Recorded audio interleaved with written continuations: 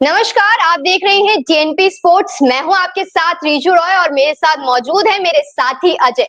इस वक्त भारत और इंग्लैंड के बीच 3 मैचों की ओडीआई सीरीज खेली जा रही है, जिसका तीसरा मैच इस वक्त अहमदाबाद के नरेंद्र मोदी क्रिकेट स्टेडियम में खेला जा रहा है। मैच की शुरुआत से बात करें तो इंग्लैंड ने टॉस जीतकर गेंदबाजी करने का फैसला लिया।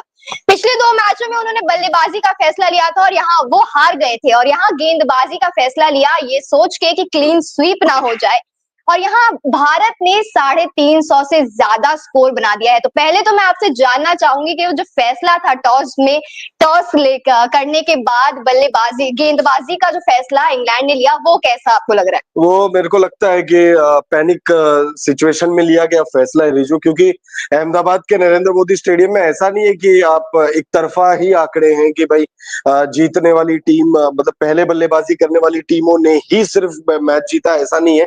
चेज करते हुए भी यहाँ पे मुकाबले जीते गए, लेकिन जैसे कि हम लगातार बात कर रहे हैं कि भाई यहाँ पर पहले बल्लेबाजी करना ज्यादा फायदेमंद साबित होता है।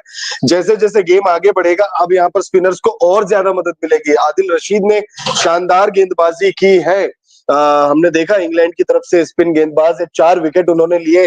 विराट कोहली को उन्होंने चलता किया, तमाम जो खिलाड़ी हार्दिक पांड्या को उन्होंने चलता किया। तो भाई जो स्पिनर्स पहली पारी में जितना मदद उठा पा रहे थे, दूसरी पारी में उससे ज्यादा फायदा उठाने में कामयाब मतलब फायदा यहाँ भारतीय गेंदबाजों को मिलने वाला है, और स्पिनर्स ही भरे पड़े हैं इस बार प्लेइंग 11 में पूरे।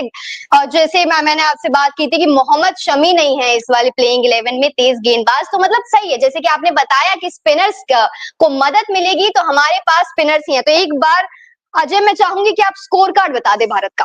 बिल्कुल, अगर देखिए स्कोर कार्ड की बात करेंगे तो रोहित शर्मा आज उनका बल्ला नहीं चला, 1 रन बनाकर वो आउट हो गए। उसके बाद शुभमन गिल इस मैदान वैसे तो इंडियन क्रिकेट का उनको प्रिंस कहा जाता है, लेकिन अहमदाबाद के नरेंद्र मोदी स्टेडियम के वो किंग है। इस मैदान पर जब जब वो आए हैं रनों का अंबार ही लगा है। आज भी कोई अलग कहानी नहीं दिखी हमें। 112 रन, गिल और नरेंद्र मोदी स्टेडियम का प्यार, ये मतलब एक अटूट बंधन बनता जा रहा है।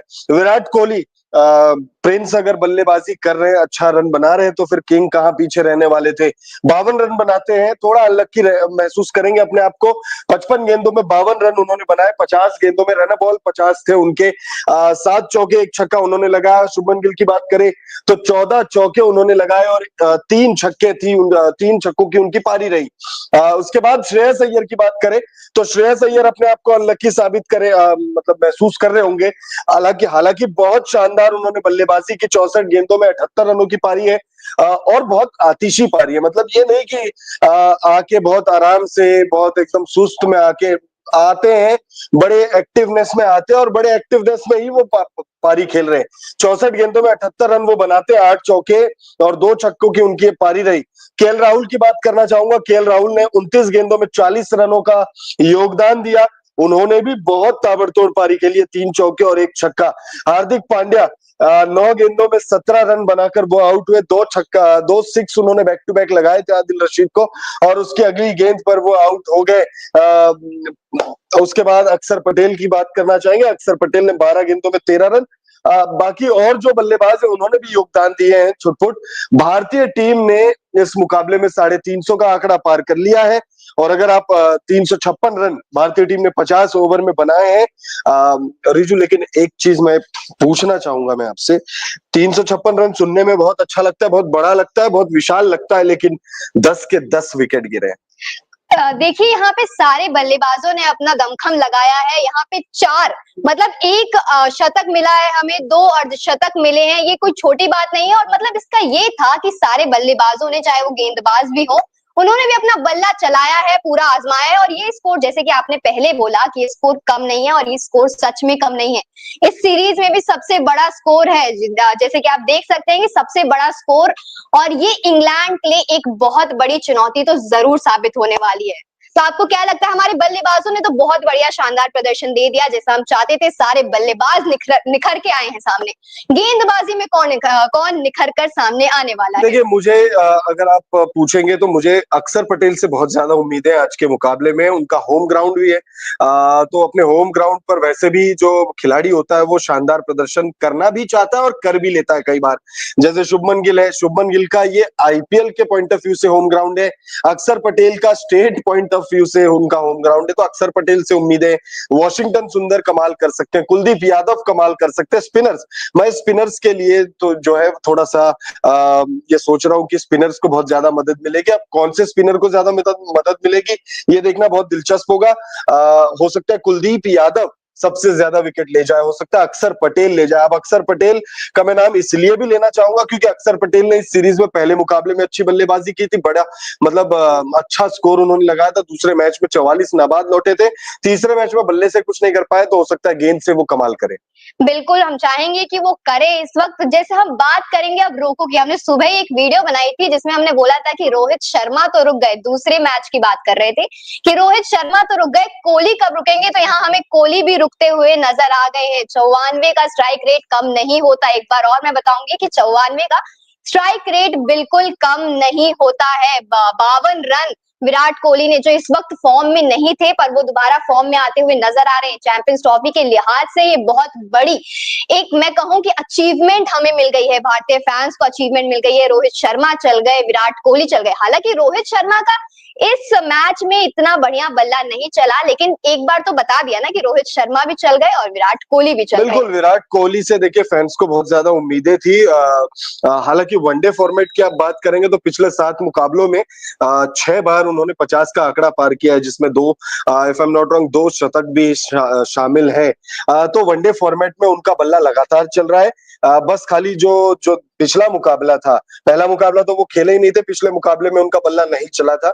फिर इस मुकाबले में वापस उन्होंने 50 बना दिए हैं। तो भाई अपना औसत जो है वो वनडे क्रिकेट का जो उनका औसत है 50 का, वो मेंटेन करके चल रहे हैं। 50 से ऊपर का औसत वो बस वो मेंटेन करके चल रहे हैं। और विराट कोहली जैसे कद का बल्लेबाज जो होता है ना, वो 50-60 रन जब बनाता है ना, कंसिस्टेंटली बनाता है, तब भी लोग कहते हैं कि उनका बल्ला नहीं चल रहा है।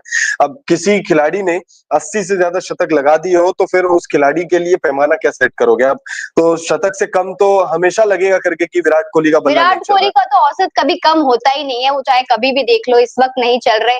आगे चलेंगे, चैंपियंस ट्रॉफी के लिहाज से ये मैच बहुत जरूरी था। और लोग देखिए, मैं ये भी कहना चाहूंगा कि विराट कोहली को लेकर लोग जो है कंपेयर भी कर रहे हैं आजकल सोशल मीडिया पर कि 2019 से पहले विराट कोहली फैब 4 में सबसे ऊपर थे। टेस्ट क्रिकेट का कंपैरिजन चलता है वो कि विराट कोहली जो है फैब 4 में सबसे ऊपर थे, सबसे ज्यादा शतक उनका था, लेकिन अब फैब 4 में सबसे नीचे वो आगे शतकों के मामले में 27 उनके, बाकी जो 3 खिलाड़ी हैं, चाहे जो रूट हो, स्टीव स्मिथ हो या फिर केन विलियमसन, वो आगे चल रहे। तो लोग कंपेयर करते हैं कि विराट कोहली जो है वो 2019 से पहले अलग थे, 2019 के बाद अलग है।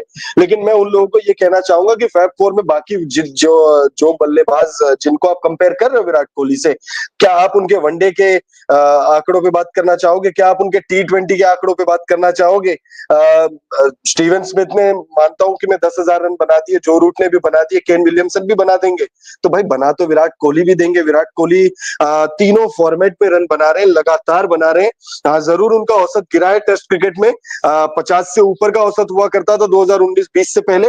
अब जो है वो 47 या 48 के आसपास का औसत है, लेकिन मुझे लगता है कि वो भी कम नहीं है और 8,000 से ऊपर रन है उनके। तो भाई तीनों फॉर्मेट में से तो चलो विराट कोहली ने संन्यास ले ही लिया है। टेस्ट में उनका थोड़ा सा औसत डाउन हो गया, बहुत कम भी नहीं कहेंगे, थोड़ा सा औसत डाउन हुआ है, लेकिन ओडीआई में लगातार उनका बल्ला चल रहा है और चैंपियंस ट्रॉफी में भी उनका बल्ला चलते हुए हमें नजर आने वाला है।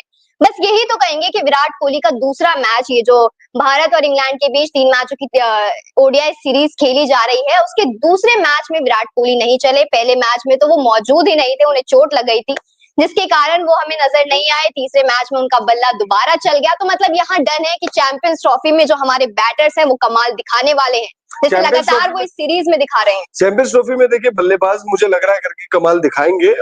अगर हमें कुछ दिक्कत होती है या कमी आएगी तो वो जसप्रीत बुमराह की गैर हाजिरी या गैर मौजूदगी या फिर उनकी कमी हमें खलेगी। जसप्रीत बुमराह अगर चैंपियंस ट्रॉफी के स्क्वाड में होते, अनफॉर्चुनेट रहा जसप्रीत बुमराह, एंड मोमेंट पर उनको बाहर कर दिया गया, बाहर एज एन थोड़ा नेगेटिव साउंड करता है, उनको शामिल नहीं किया गया जसप्रीत बुमराह को, तो उसी की कमी हमें खलने वाली है, मतलब उन्हीं की कमी हमें खलेगी। बाकी तो बल्लेबाजी में मुझे लगता है, देखिए रोहित शर्मा ने इस सीरीज में शतक लगाया है, शुभमन गिल ने आज लगा दिया, विराट कोहली का 50 आ ही गया, श्रेयस अय्यर लगातार रन बना रहे, केएल राहुल का भी बल्ला चल ही रहा है, हार्दिक पांड्या चल जाते बट पता नहीं कैसे आउट हो गया आज। उसके बाद अक्षर पटेल की आप बात करें तो वो भी कंटिन्यू जो है बल्ले से प्रदर्शन कर ही रहे हैं। हमारी ना ये जो सीरीज है, जैसे कि हम पहले शुरुआत से कह रहे हैं कि प्रैक्टिस तौर पर देखा जाएगा चैंपियंस ट्रॉफी के नजरिए से, तो ये लगातार बहुत बढ़िया चीज है, क्योंकि हम तीनों ही मैच जीतते हुए नजर आ रहे हैं। सीरीज तो हम अभी जीत हम गए जीते नहीं है ये मुकाबला, पर हम जीतेंगे। सीरीज हम जीत चुके हैं, ये तीसरा मैच भी हम जीत जाएंगे, क्योंकि बहुत मतलब बड़ा क्रिकेट में स्कोर है नहीं, क्रिकेट में नेवर से नेवर वाला एटीट्यूड ही हमेशा काम आता है। 300 जो 56 रन है 57 बनाने भारतीय मतलब इंग्लैंड को, तो मुझे लगता है करके कि भाई इंग्लैंड वाले अगर अपने आप को बैक करेंगे, अपने आप पे भरोसा करेंगे, तो 357 रन कोई बहुत बड़ा स्कोर नहीं होता वनडे क्रिकेट में, खासतौर पे जब आपके पास इंग्लैंड जैसा फायर पावर बैटिंग लाइन